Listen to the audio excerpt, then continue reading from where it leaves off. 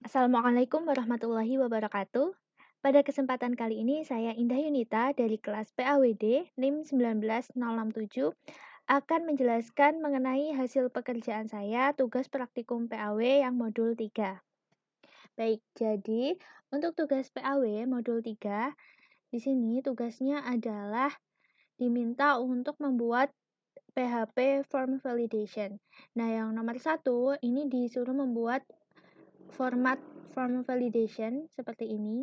Ini masih belum ada sintaks logiknya, jadi baru formnya saja.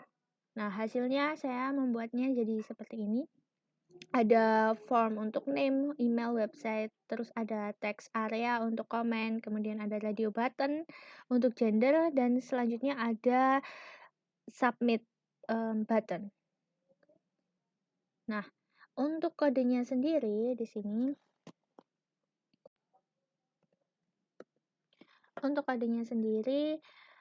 di sini saya menggunakan tag form. Di sini metodenya post.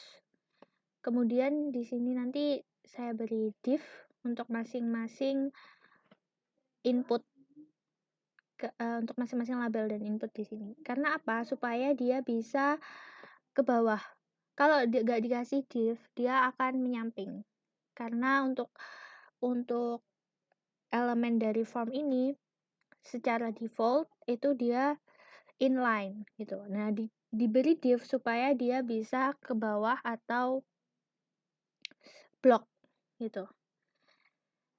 Nah, di sini ada email, website, comment. Ini untuk name, email sama website ini menggunakan input, tag input, sedangkan untuk comment menggunakan text area, gender menggunakan radio button, dan submit form. Nanti di sini hasil inputnya pakai H1. Oke. Selanjutnya yang nomor 2, lanjutan tugasnya adalah kita diminta untuk validasi terhadap form. Jadi ketika formnya yang disubmit itu dalam keadaan kosong, nanti akan muncul pesan-pesan error seperti ini. Jadi ketika ini nanti kosong tapi disubmit akan muncul name is required, email is required, gender is required. Jadi yang diperlukan di sini untuk diisi adalah name, email, sama gender. Ketika ini nggak diisi maka akan muncul pesan seperti ini. Caranya adalah di sini yang nomor 2. Oke.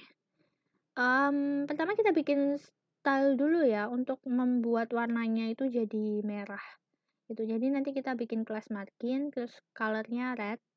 Nah, terus nanti formnya sama seperti yang nomor 1 tadi, cuma yang di atas kita tambahkan sintaks PHP. Pertama ini kita set variabelnya gitu untuk menambahkan pesan-pesan errornya. Tapi awalnya variabel ini di set kosong terlebih dahulu karena ini untuk pengkondisian ketika nanti dia tuh nggak error, jadi nggak akan muncul apa-apa gitu. Nah, di sini ada variabel name error, email error, gender error, ini kosong. Kemudian variabel name, email, website, comment, gender ini juga kosong. Nah, kemudian di sini sintaks PHP-nya, if is set $post submit, artinya adalah apakah si tombol submit ini ditekan gitu. Kalau dia ditekan, maka akan masuk ke logic berikutnya. Ini, apabila ini kan if empty $post name, ini artinya adalah jika input yang name-nya itu name, kan kalau kita bikin input kayak gini kan, di sini tuh ada type, ada name gitu. Nah, name-nya itu kan di sini untuk yang name, untuk yang isian nama itu kan diisi name-nya itu di sini isinya name. Terus untuk isian email di sini diisi name-nya itu email. Kemudian untuk web diisi name-nya itu web. Nah, ini nanti untuk mengecek di PHP-nya gitu. Jadi ketika name-nya ini kosong ya. Ketika name-nya ini kosong, maka variabel $name error ini akan menampilkan name is required gitu. Nah, nanti ini efeknya yang ada di formnya. Nanti di sini akan muncul, di sini akan di echo name error. gitu. Kalau dia kosong, dia akan muncul tadi yang ada di dalam variabel $name error itu, akan muncul tulisan name is required. Dan bagaimana kalau nggak error? Kalau nggak error, dia tidak akan memunculkan apapun, karena di sini yang pertama tadi kan di set variabelnya ini kosong, yang name errornya. Seperti itu. Email juga seperti itu. Untuk web ini enggak ya, karena webnya ini enggak required. Jadi untuk yang web, ketika dia kosong nanti dia akan mengisi di variabel website aja di strip, karena nanti pas di inputnya ini kan akan muncul your input, ini nanti akan memunculkan name, email, website yang diisikan.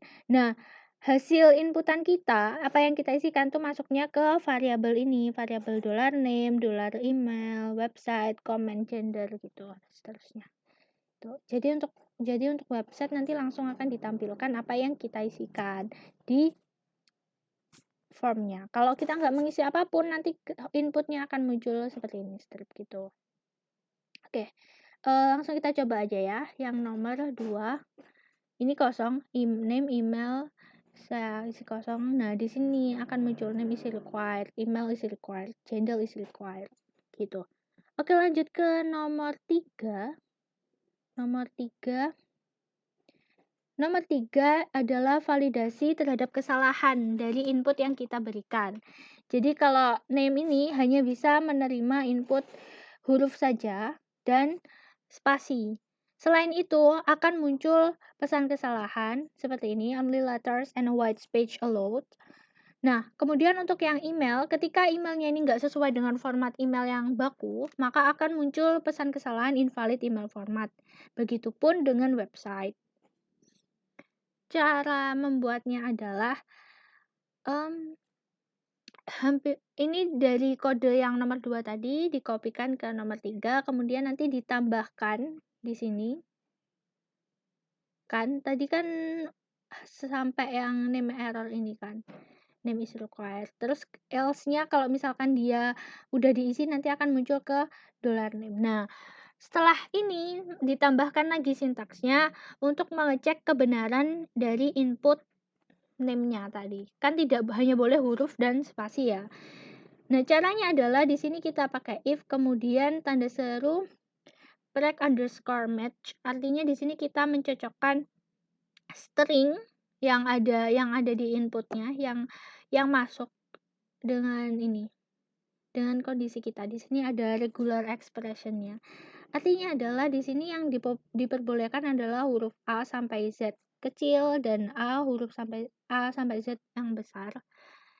Kemudian ada spasi, nanti di sini ada dolar sama huruf kali ini. Dicek di yang mana sih yang dicek? Yang dicek adalah yang variabel name gitu. Yang variabel name itu dicek apakah isinya itu mencakup ini atau enggak. Kalau dia tidak mencakup ini, kan di sini di depan sini ada tanda seru, artinya tidak mencakup ini semua. Maka nanti name errornya akan berisi only letters and white space allowed. Dan nanti ini yang akan ditampilkan. Nah, untuk email kita menggunakan cek kebenaran teks input emailnya itu menggunakan filter var. Parameternya apa? Parameter yang pertama itu variabel email, kemudian parameter yang kedua adalah filter validate email. Artinya ini akan mengecek secara otomatis apakah email yang diinputkan itu sesuai dengan format email yang benar atau tidak. Kalau formatnya tidak valid, maka nanti akan muncul pesan kesalahan di sini dimasukkan ke variabel email error. Ini invalid email format dan nanti akan di-echo di samping formnya. Pakai span, kemudian nanti langsung di-echo email error. Nah, spannya dikasih kelas warning untuk memberikan warna merah pada tulisannya gitu. Untuk URL juga sama seperti email, cuma bedanya di sini parameter yang kedua adalah filter validate URL. Seperti itu. Nah, sekarang kita coba isikan, misalkan name-nya ini kita isi 123, kan berarti dia nggak valid. Terus emailnya juga diisi nggak valid, websitenya juga. Oke, coba kita isikan. Nah, setelah di-submit akan muncul pesan kesalahan seperti ini untuk name, email, sama websitenya karena dia nggak valid, nggak sesuai dengan format yang baku. Oke, kita lanjut ke nomor terakhir yaitu nomor 4. Di sini berikan kondisi pada form apabila dilakukan submit maka value yang diinputkan pada field tidak hilang. Jadi di sini value-nya tetap muncul dari apa yang kita inputkan. Jadi kalau didemokan misalkan namanya seperti ini.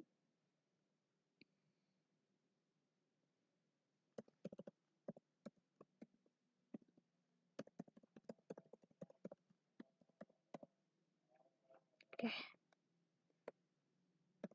Kita isi dulu ya.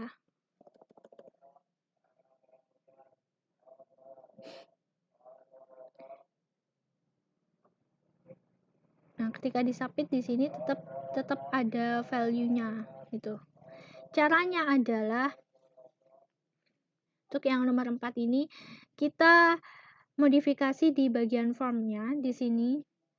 Nah, di sini untuk yang tag nama di inputnya ini nanti kita tambahkan value.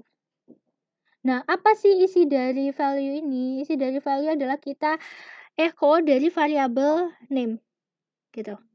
Kalau email ya dari variabel email. Jadi dari kan input yang kita berikan ke formnya nanti kan akan disimpan di variabel yang ini kan, yang ada di line 24, name, email, website, comment, gender. Nah, maka yang kita echo di value ini adalah yang variabel-variabel tersebut yang ada di line 24 tadi gitu. Jadi dia ketika di-submit maka akan tetap menampilkan apa yang kita inputkan di formnya. Sudah itu saja untuk yang di elemen input. Sedangkan untuk yang di radio button, yang type-nya radio, caranya adalah kita beri pengkondisian ketika ini if is set gender itu apabila gendernya itu diklik dan gendernya itu yang ini ketika berisi female maka nanti dia akan di echo check gitu kan.